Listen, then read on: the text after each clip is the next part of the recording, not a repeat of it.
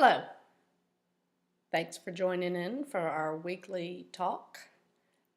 This week I want to talk about a term that we use in college and in all classrooms that seems fairly generic, neutral, innocuous. The term is accessibility, and I want to bust the myths associated with accessibility and talk about some important issues to keep in mind when designing classes or working with others. The term accessible is defined as 1, capable of being reached, 2, capable of being used or seen, and 3, capable of being understood or appreciated. Accessibility is the noun form of this word. If you see here at the bottom, I've added a link where you can hear the pronunciation of accessibility. You'll see in future slides how this is pertinent to our discussion. The first myth most people have about accessibility is that as long as physical spaces are accessible, there's no problem with accessibility. Meaning, as long as you can get into the building or into the classroom, it's accessible. And in fact, this is not the case. The image I've provided is of a college student standing outside a building, perhaps in between classes, and a young man in a wheelchair being pushed down the wheelchair ramp by a friend. This is generally the image that first comes to mind when people discuss this topic. As we'll see, there is more than meets the eye. In 2016, the Disability Statistics Report claims that almost 13% of the American population has a disability of some sort. Ambulatory disabilities are only one type of limitation. Those would be confinement to a wheelchair, use of a wheelchair, not being able to use your hands, things like that. Hearing, vision, and cognitive disabilities are also other common limitations. While many assistive technologies are available to improve life for people who have these disabilities, we cannot rely on these solely for accessibility. At the bottom, there's a link for the actual report from the Disability Statistics Organization. Those with ambulatory disabilities need physical access to spaces. This has to be done in the design of the building. They need ramps, wide doors, appropriate seating, elevators. People have to be able to navigate their way in and out of rooms and buildings. This is the most basic need for people with an ambulatory disability. If we're talking about online class, which we are because this is an online class, it is important to provide simple online navigation of websites, documents, videos, things like that. People who have a problem using their hands or limitations, or may not be able to use their hands, who might use a blow stick for using the mouse, need one-click options for downloads or links provided in a web course. Also, the option of being telepresent for someone who might have a disability that comes and goes is also helpful. Next, I want to talk about those who have vision impairments. They might not even be blind in totality.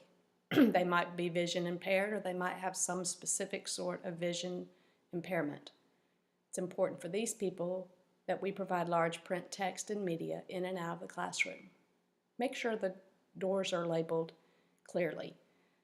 Make sure that the print and the text are large, clutter-free, clean design, and bold print.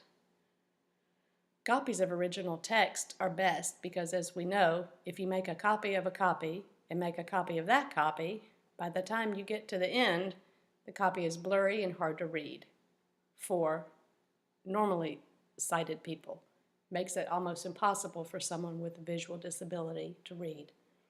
Provide captions for images. Color-coded headings, definitions or key terms, announcements, and using these in a consistent manner help those with visual impairments find and access information easily and efficiently in an online or normal classroom setting. And below there is an article by Stephanie Kirschbaum on modality, how we can use different modes of providing information to students so that it can be accessed by the most people. Then we have to take into account those who have hearing disabilities. Captions need to be provided for videos. Transcripts need to be provided for videos, lectures, or presentations.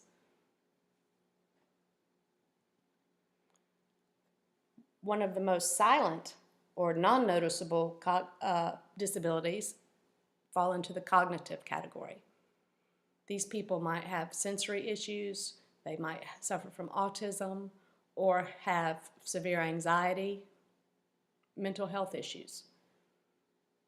These students appreciate clear, uncluttered visuals, limited or no background music, because this interferes and overloads their stimulus centers.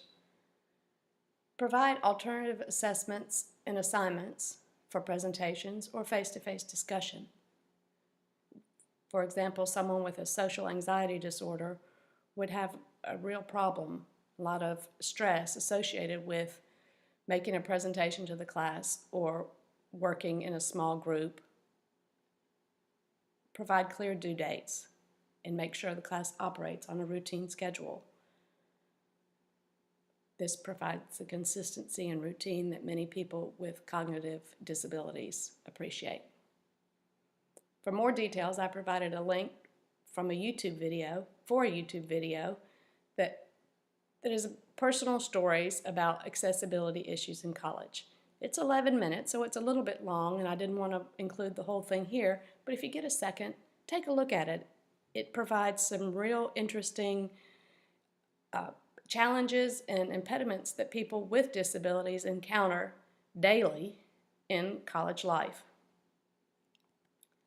The second myth that we often hear is, if you've made it to college, you should be able to do the work. Meaning, you've made it so far, what makes college any different? Well, this statement does not take into account that these students often at college lack the support system or assistance that they had at home before coming to college.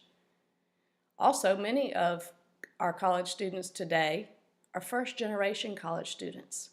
They might come from a lower socioeconomic background or might be English language learners, and they're the first ones in their families who have gone to college.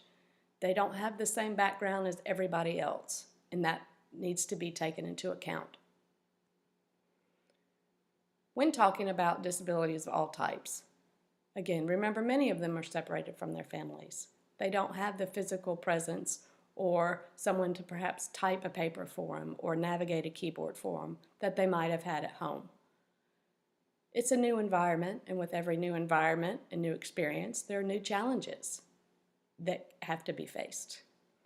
Of course, campuses have resource centers that provide help if you notify them of your presence and your issues. Unfortunately, some people don't want to share their challenges with others if it's not a very obvious disability or problem. A student might want to keep it to himself or herself. So it's important to keep these in mind. Students with social, economic, and language differences have problems at the university level because the rules and language that they learned growing up are different from the ones used in the academic world.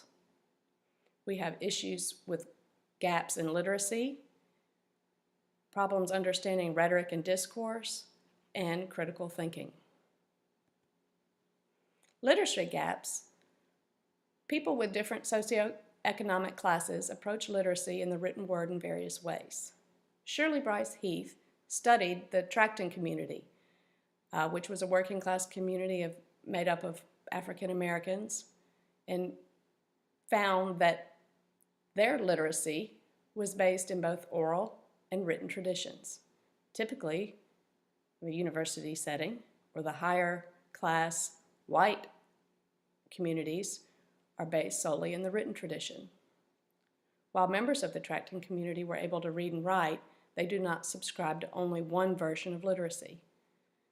It's important to remember that different does not equal less than, because these people could read and write, and just because someone does it differently than I do does not make it necessarily bad or less than.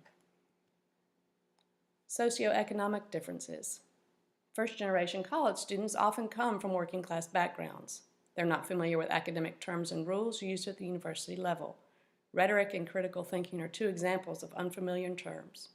The rules of discourse are often unclear, and lower socioeconomic classes are hesitant to challenge authority through discussion about a topic or a grade. They don't want to question authority. So to aid in success with these students, we need to include all backgrounds by enlarging the scope of our activities, explain unfamiliar terms and procedures, accept and incorporate outside perspectives as legitimate and worthy of recognition, encourage communication and discussion between students and teachers, allow anonymous or online questioning to ease students into a relationship with authority figures, promote open communication, create a space that is safe for students to take low-stakes risks. This helps build a rapport with students and create a safe space where learning can take place and they might be able to learn some new skills and succeed in the classroom. The third myth is that we can fix issues as they arise, meaning when we find a problem, we'll just fix it then. This is called retrofitting, and it does not mean truly accessible. It sends a message of separate, not equal, or less than. It's an afterthought. Nobody wants to be thought of as an afterthought or fixed as a problem not even being considered in the first place. These accommodations for people should be made at the beginning when designing a course.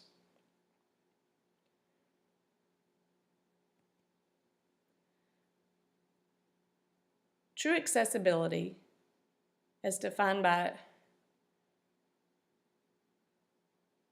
Oswald in an article on disabilities in the classroom.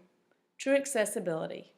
Accessibility can be defined as the ability to use, enjoy, perform, work on, avail of, and participate in a resource, technology, activity, opportunity, or product at an equal or comparable level with others. In order to go from the first definition to this one, we need to incorporate all of the slides I mentioned earlier and keep in mind that people who have disabilities do need true accessibility in order for all of us to succeed. Y'all have a great week. Check in with you soon.